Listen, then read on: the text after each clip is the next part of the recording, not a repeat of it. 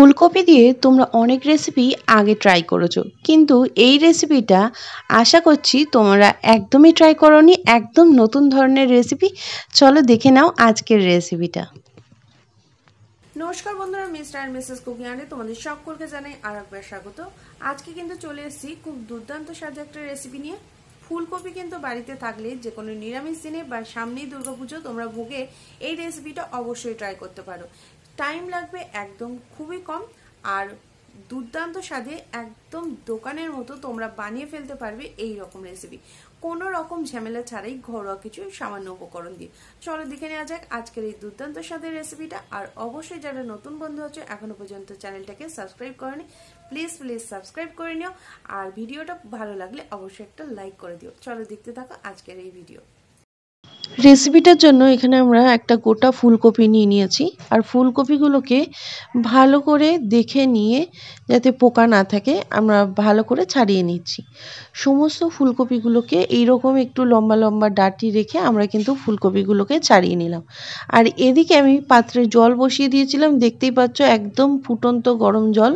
আর ফুলকপিগুলোকে একটা বাটির মধ্যে নিয়ে ফুটন্ত গরম জলটা ফুলকপির মধ্যে ঢেলে দিচ্ছি, যাতে যদি কোনো পোকা থাকে বা ফুলকপি ময়লা থাকে তাহলে সেটা কিন্তু বার হয়ে যাবে। এইভাবে ফুটন্ত গরম জল দিয়ে এটাকে আমরা 10 থেকে 20 মিনিট ভিজিয়ে ফুলকপিটাকে রেখে দেবো। আর জলের মধ্যে সামান্য একটু নুন দিয়ে রেখে দিয়েছিলাম। এরপরে এখানে আমাদের লাগছে টমেটো, কিশমিশ, কাজু বাদাম, লাগছে আদা, কাঁচা লঙ্কা, গোটা গরম মশলা, গোলমরিচ আর বড় গরম মশলা, বড় এলাচের দানা। সমস্তটাই এইখানে আমরা রেডি করে নিয়েছি। আর এখানে বসিয়ে নিয়েছি কড়াইয়ের মধ্যে দিয়ে দিচ্ছি 1 টেবিল চামচ মতো সাদা তেল। এখানে আমি সাদা তেলের ব্যবহার করছি। সাদা তেলটাকে দেওয়ার পরে এর মধ্যে টমেটো দিয়ে দেব, এর মধ্যে আদা দিয়ে দিচ্ছি, কাজু কিশমিশ আর গোটা গরম মশলার যে গোটা গরম মশলা, গোলমরিচ আর বড় এলাচের দানা, সমস্তটাই দিয়ে আমরা আবারও ভালো করে নাড়তে থাকবো। দিয়ে দিচ্ছি কাঁচা লঙ্কা। সমস্তটাকে দিয়ে এটাকে আবারও 3 থেকে 4 মিনিট নাড়তে থাকবো, যাতে খুব সুন্দর একটা কালার আসে। খুব সুন্দর একটা হালকা কালার আসলে তখন কিন্তু আমরা এর মধ্যে জলটাকে অ্যাড করব। জলটাকে অ্যাড করার পরে এর মধ্যে দেখো আমরা ভালোভাবে জলটাকে অ্যাড করে এটাকে সামান্য একটু নুন দিয়ে ঢাকা দিয়ে আমরা কিছুক্ষণ হতে দেবো, যাতে সমস্ত টমেটোগুলো এগুলো ভালোভাবে সেদ্ধ হয়ে যায় আর খুব সুন্দরভাবে যাতে নরম হয়ে যায়। এইটাকে আমরা ঢাকা দিয়ে রেখে দিলাম।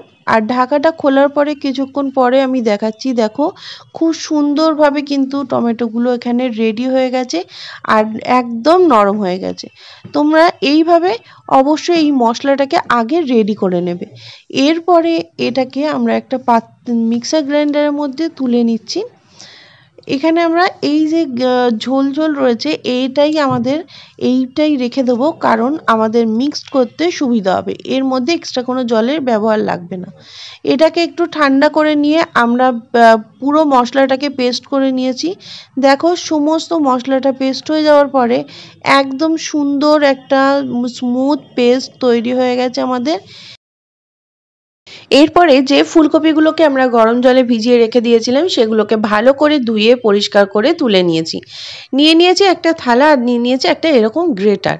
এই রকম গ্রেটারটার যে ছোট যে গ্রেটারের অংশগুলো সেই গ্রেটারটা দিয়ে আমরা এইভাবে ফুলকপিগুলোকে একটু গ্রেট করে নেব।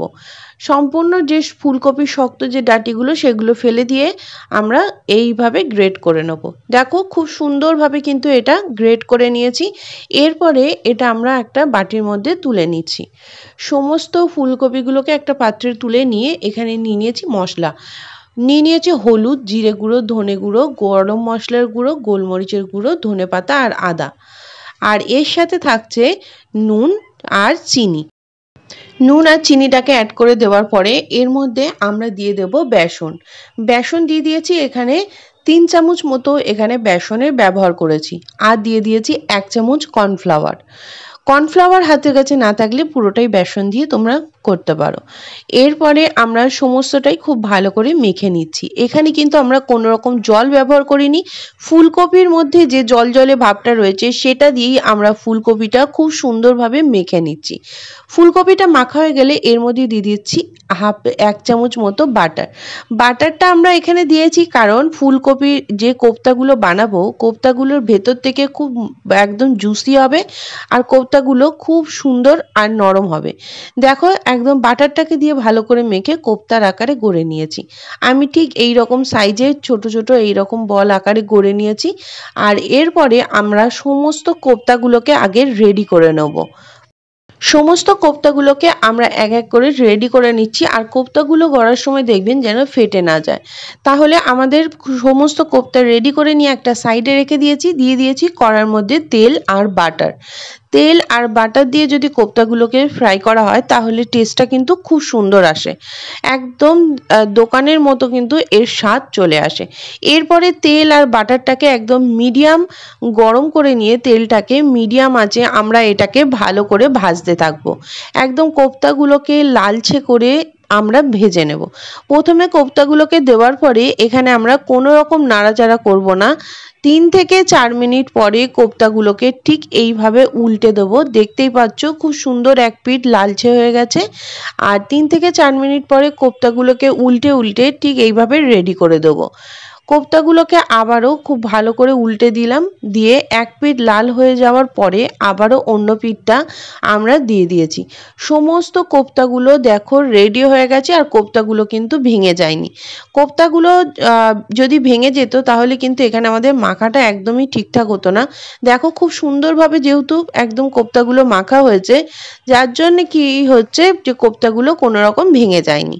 কোপ্তাগুলোকে আমরা একটা পাত্রের মধ্যে তুলে নিয়েছি। আর এরপরে আমরা ওই তেলের মধ্যেই আমরা রান্নাটা করব। তেলটাকে কমিয়ে নেওয়ার পরে এখানে 1 চামচ মতো তেল দিয়েছি। দিয়ে দিয়েছি শুকনো লঙ্কা আর তেজপাতা। শুকনো লঙ্কা তেজপাতাটাকে ভালো করে নাড়িয়ে দিয়ে এর মধ্যে আমরা দিয়ে দিয়েছি সেই মশলাটাকে দিয়ে আমরা খুব ভালো করে এটাকে নাড়তে থাকবো। যে মশলাটাকে আমরা রেডি করে রেখে দিয়েছিলাম এটাকে দিয়ে খুব ভালো করে আমরা মেশাতে থাকবো। আর মশলা ধোয়া জলটাও এর মধ্যে অ্যাড করে দিলাম। সমস্ত জলটাকে অ্যাড করে দেওয়ার পরে এর মধ্যে দিয়ে দিচ্ছি স্বাদ মতো নুন, দিয়ে দিচ্ছি এর মধ্যে জিরে গুঁড়ো, দিয়ে দিলাম ধনে গুঁড়ো, আর এর মধ্যে আমি দিয়ে দিচ্ছি হলুদ। ঘরোয়া কিছু মশলাই কিন্তু এর মধ্যে অ্যাড করতে হবে। এই মশলাটার মধ্যে আর দিয়ে দিচ্ছি কাশ্মীরি রেড চিলি পাউডার। এখানে কোনো শুকনো লঙ্কার ব্যবহার করছি না। কালারটা যাতে খুব সুন্দর আসে তার জন্য কাশ্মীরি রেড চিলি পাউডারটাকে এখানে ব্যবহার করা হয়েছে। কাশ্মীরি রেড চিলি পাউডারটাকে দেওয়ার পরে এটাকে ভালো করে নাড়াচাড়া করে মশলাটাকে আমরা হতে দেবো। মশলাটা তেল ছেড়ে দিলে তারপরেই কিন্তু আমরা এর মধ্যে পরবর্তী উপকরণগুলো অ্যাড করব। দেখতেই পাচ্ছ যে খুব সুন্দরভাবে তেল ছেড়ে দিয়েছে মশলাটা থেকে। এরপরে এর মধ্যে আমরা দিয়ে দেব দই। এখানে যেহেতু ফ্রেশ ক্রিমের আমি ব্যবহার করিনি, দইয়ের সাথে 2 চামচ মতো এখানে আমি আমুল দুধ গুলে নিয়েছি। এতেও কিন্তু একদম সুন্দর গ্রেভিটা হবে আর বোঝাই যাবে না যে এর মধ্যে ফ্রেশ ক্রিম ব্যবহার করা হয়নি। এরপরে আমি এটাকে দুধ আর দইটাকে ভালো করে ফাটিয়ে নিয়ে এর মধ্যে অ্যাড করে দিলাম। গ্যাসের আঁচটাকে লোতে দিয়ে দেবে। দেওয়ার পরে এটাকে খুব ভালো করে মেশাতে থাকবে, কারণ দই দেওয়ার ফলে আমি যদি আঁচটাকে জোরে দিই দইটা ফেটে যাবে। এরপরে এর মধ্যে ওপর থেকে দিয়ে দিচ্ছি চিনি। অবশ্যই চিনিটা এর মধ্যে অ্যাড করবে, কারণ নিরামিষ রান্নাতে চিনিটা অ্যাড না করলে ভালো লাগবে না। এটাকে ঢাকা দিয়ে এটাকেও আমরা হতে দেবো। এটা দইয়ের থেকে তেল ছেড়ে দিলে দেখো তেল ছাড়তে আরম্ভ করে দিয়েছে। দইয়ের থেকে তেল ছেড়ে দিলে এটাকে আবারও খুব ভালো করে মিশিয়ে দেব। খুব সুন্দরভাবে দইটাকে মিশিয়ে দিচ্ছি আর মিশিয়ে দিয়ে আবারও কিছুক্ষণ এটাকে আমরা হতে দেবো। দইটাকে পুরোপুরি হয়ে গেছে, দেখো একদম সুন্দরভাবে তেল ছেড়ে দিয়েছে। এরপরে এটাকে খুব ভালো করে মিশিয়ে দিচ্ছি। কোনো রকম মালাই বা কোনো রকম ফ্রেশ ক্রিম ছাড়াই তোমরা বাড়িতে সহজেই এইভাবে কিন্তু বানিয়ে নিতে পারো শাহি কোপ্তা। এতে কিন্তু টেস্ট আসবে সম্পূর্ণ দোকানের মতো আর খুব সুন্দর কিন্তু এর স্বাদ। আর কম টাইমের মধ্যেই তোমরা ঘরোয়া উপকরণ দিয়ে এইভাবে বানিয়ে নিতে পারবে। এরপরে এর মধ্যে দিয়ে দিচ্ছি উষ্ণ গরম জল। এখানে আমি ঠান্ডা জলের ব্যবহার করিনি, উষ্ণ গরম জল এর মধ্যে ব্যবহার করেছি। দেওয়ার পরে এটাকে খুব ভালো করে মিশিয়ে দিচ্ছি। এরপরে এটাকে ঢাকা দিয়ে আমরা কিছুক্ষণ হতে দেবো। কিছুক্ষণ পরে ঢাকাটা খুলে আমি দেখিয়ে দিচ্ছি। দেখো এই গ্রেভিটাও খুব সুন্দরভাবে রেডি হয়ে গেছে। দিয়ে দিচ্ছি ওপর থেকে ধনেপাতা কুচানো। ধনেপাতা কুচানোটাকে দেওয়ার পরে আবারও খুব ভালো করে মিশিয়ে দিচ্ছি। গ্রেভিটার কালার যেমন সুন্দর হয়েছে তেমন গন্ধটাও কিন্তু অসাধারণ বার হয়েছে। এরপরে আমরা দিয়ে দিচ্ছি কোপ্তাগুলো। কোপ্তাগুলো যেহেতু আমাদের ফ্রাই করা ছিল, কোপ্তাগুলো বেশিক্ষণ এখানে দিয়ে কোনো রকম ফোটাতে লাগবে না। কোপ্তাগুলোকে একদম যে গ্রেভিটা যে ফুটন্ত যে গ্রেভিটার মধ্যে আমরা যদি কোপ্তাগুলো দিয়ে কিছুক্ষণ রেখে দিই তাহলে কোপ্তাগুলো খুব ভালো করে রেডি হয়ে যাবে। কোপ্তাগুলোকে এইভাবে দেওয়ার পরে আমরা 1 থেকে 2 মিনিট এটাকে ফুটিয়ে নিয়ে আমরা গ্যাসটাকে অফ করে দেবো। আর কোপ্তাগুলো দিয়ে এটাকে ঢাকা দিয়ে কিছুক্ষণ আমরা হতে দেবো। দেখো আর এর মধ্যে সবার লাস্টে দিয়ে দেবো গরম মশলার গুঁড়ো, দিয়ে আমরা কোপ্তাগুলোকে নামিয়ে দিয়েছি। একটা পাত্রের মধ্যে কোপ্তাগুলোকে আমরা তুলে নিচ্ছি। কোপ্তাগুলো দেখতেই পাচ্ছ গ্রেভিটা একদম দোকানের মতো হয়েছে। এই রকম শাহী কোপ্তা ফুলকপি তোমরা খুব সহজেই বাড়িতে চটজলদি বানিয়ে নিতে পারবে। আর এইভাবে আমরা কোপ্তাগুলোকে রেডি করার পরে একটা প্লেটের মধ্যে নিয়ে নিয়েছি। উপর থেকে ছড়িয়ে দিয়েছি একটু কাজু বাদাম আর দিয়ে দিয়েছি একটা কাঁচা লঙ্কা। এইভাবে আমি কোপ্তাটাকে রেডি করে নিয়ে ওপর থেকে একটু ধনেপাতা দিয়ে রেডি করে নিয়েছি। তাহলে আমাদের রেডি হয়ে গেছে দুর্দান্ত স্বাদে এই নিরামিষ ফুলকপি দিয়ে দুর্দান্ত রেসিপি। অবশ্যই কিন্তু তোমরা বাড়িতে ট্রাই করো। ট্রাই না করলে বুঝতে পারবে না যে এর স্বাদ কতটা সুন্দর। চলো আজকের মতো রেসিপি এই পর্যন্ত। আবারও ফিরে আসবো নতুন কোনো রেসিপি নিয়ে। ততক্ষণ তোমরা ভালো থেকো, সুস্থ থেকো। আর যদি ভালো লেগে থাকে তাহলে একটা লাইক করে দিও। আর ভিডিওটা পুরো দেখার জন্য অসংখ্য ধন্যবাদ। আজকের মতো রেসিপি এই পর্যন্তই।